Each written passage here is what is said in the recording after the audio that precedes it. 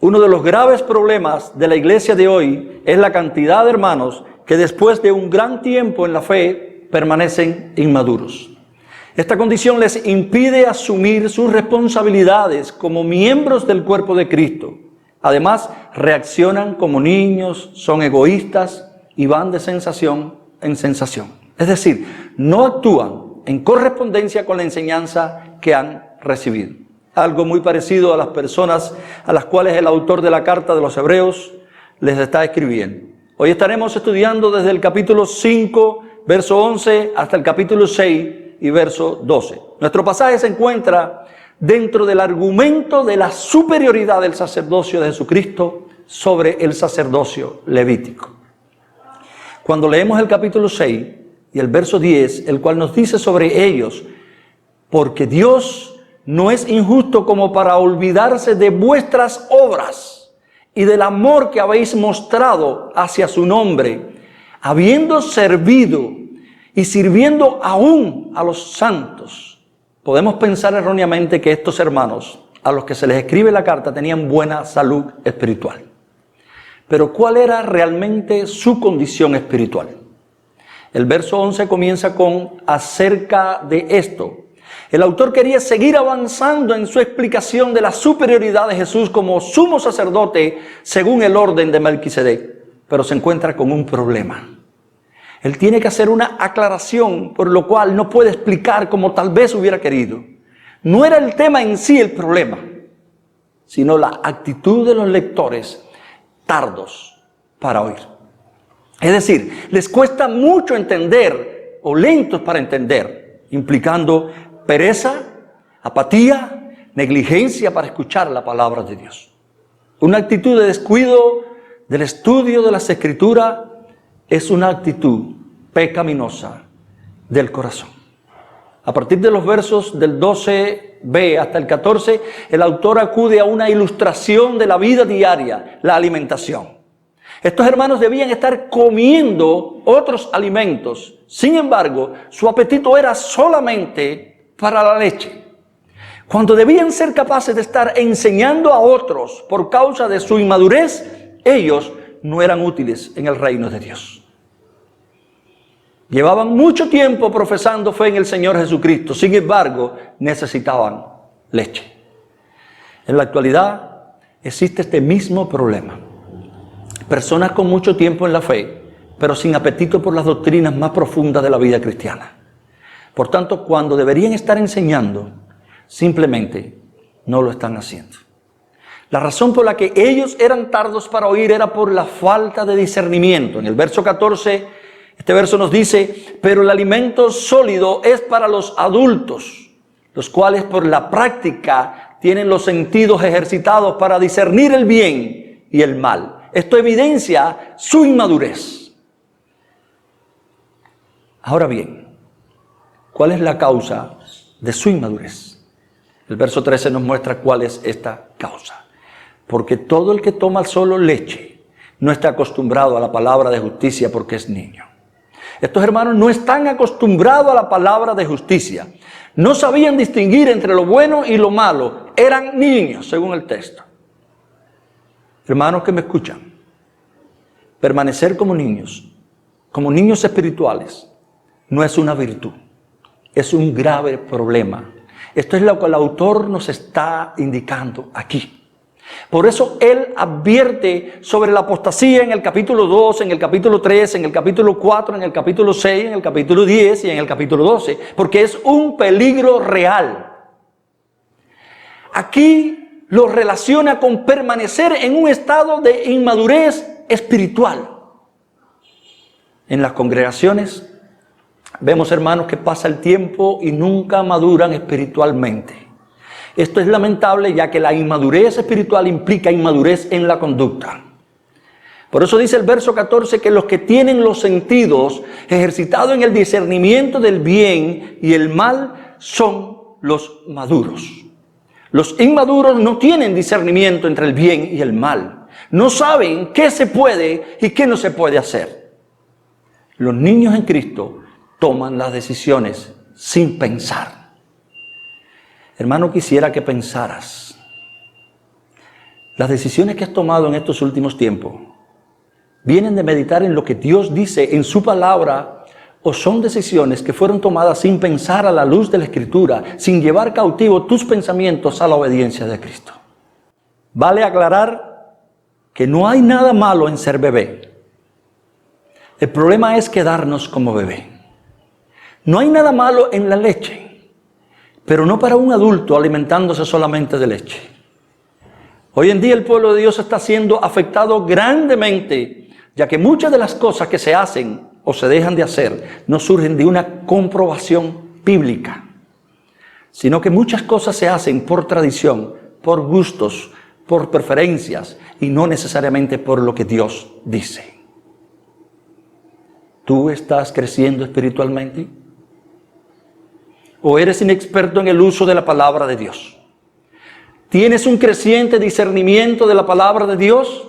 De tal manera que puedes aplicarla a las diferentes situaciones de la vida. Como alguien dijo, un palo seco no puede crecer, aunque tenga 50 años en una iglesia. Se necesita la vida de Cristo y esa vida crecerá. Y esa será la mayor evidencia de que hay vida en el alma y de que tú estás saludable espiritualmente. ¿Cuál es la exhortación que el autor le hace?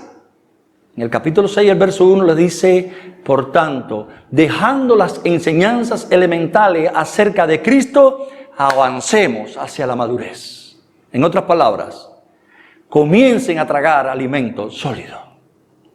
Continúen profundizando en el conocimiento de aquel en quien están escondidos todos los tesoros de la ciencia y el conocimiento, Jesucristo. El punto es que el principio no es un lugar para detenerse. No te quedes solamente con lo básico de la vida cristiana.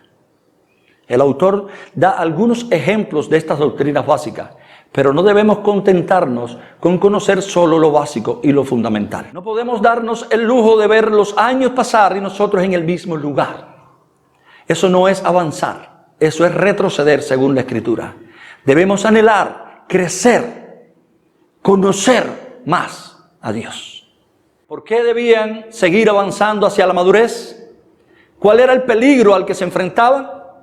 Los versículos del 4 al 6 dice, porque en el caso de los que fueron una vez iluminados, que probaron el don celestial y fueron hechos partícipes del Espíritu Santo, que gustaron la buena palabra de Dios y los poderes del siglo venidero, pero después cayeron, es imposible renovarlos otra vez para arrepentimiento, puesto que de nuevo crucifican para sí mismo al Hijo de Dios y les ponen a la ignominia pública. El peligro era la apostasía. Estos hermanos habían sido privilegiados, tenían conocimiento de la Biblia y el Evangelio. El Espíritu de Dios estaba trabajando en sus vidas, convenciéndoles de pecado y atrayéndoles a Cristo. Probaron la bondad de la palabra de Dios, profetizaron, hicieron grandes obras en el nombre de Jesús. Pero a pesar de todas esas experiencias, estaban en el peligro de recaer, es decir, de apartarse del Dios vivo. Para estos hermanos el peligro no era la apostasía secular, sino religiosa, ya que era un abandono de la fe cristiana para volver otra vez al judaísmo, que era inmadurez, era un deshonor volver a las sombras teniendo la gran realidad delante. Esta apostasía podía endurecer definitivamente el corazón a tal punto de que sea imposible volverlos a Cristo, imposible renovarlos otra vez para arrepentimiento. Van más allá de la capacidad de arrepentirse. Los versos del 7 al 8 nos ilustran la maldición final que les espera a aquellos que abandonan a Jesucristo. Porque la tierra que bebe la lluvia, que con frecuencia cae sobre ella y produce vegetación útil a aquellos por los cuales es cultivada, recibe bendición de Dios. Pero si produce espinos y abrojos, no vale nada, está próxima a ser maldecida y termina por ser quemada. Se supone que después que un agricultor ha regado la tierra y la ha abonado con todo lo necesario, esta debe dar buenos frutos. Pero si la tierra recibe todos esos beneficios y a pesar de eso produce espinos y abrojos, el agricultor desecha la tierra y quema la maleza. El autor usa esta ilustración para decirles que la tierra infructuosa finalmente está destinada a ser quemada. Por supuesto que esto no quiere decir que un cristiano genuino pueda perder su salvación e ir a condenación eterna. El autor les dice que espera mejores cosas de ellos, ya que habían exhibido en sus vidas el fruto de justicia que resulta de la salvación, y Dios no es injusto para olvidarse de eso. Entonces, ¿por qué el autor les habla así a estas personas que han dado evidencia de ser escogidas, justificadas, reconciliadas y habitadas por el Espíritu Santo? ¿Por qué les habla así a personas que pertenecían a la salvación según el verso 9? Los versos 11 y 12 nos dan la respuesta. Pero deseamos que cada uno de vosotros muestre la misma solicitud hasta el fin, para alcanzar la plena seguridad de la esperanza, a fin de que no seáis perezosos, sino imitadores de los que mediante la fe y la paciencia heredan las promesas.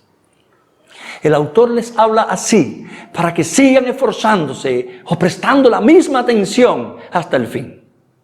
Él quería estimularlos a temer las consecuencias de la apostasía y que dieran frutos perseverando en la fe. No contentándose con su situación actual, sino esforzándose en crecer y profundizar en la doctrina cristiana. Mis hermanos, cuando nuestro discernimiento espiritual sobre el bien y el mal no está desarrollado, podemos caer en todo lazo del diablo. ¿Corresponde tu madurez espiritual con el tiempo que llevas en la iglesia? ¿Estás progresando en tu madurez cristiana? ¿Tienes un entendimiento creciente de la palabra de Dios? ¿O avanzamos y progresamos espiritualmente, o estaremos dando muestra de no estar en el camino de la fe? Quiero terminar con 2 de Pedro, capítulo 3 y verso 18, donde dice la palabra: crecer en la gracia y el conocimiento de nuestro Señor y Salvador Jesucristo. A Él sea la gloria, ahora y hasta el día de la eternidad. Amén. Avancemos hacia la madurez. Que Dios les bendiga.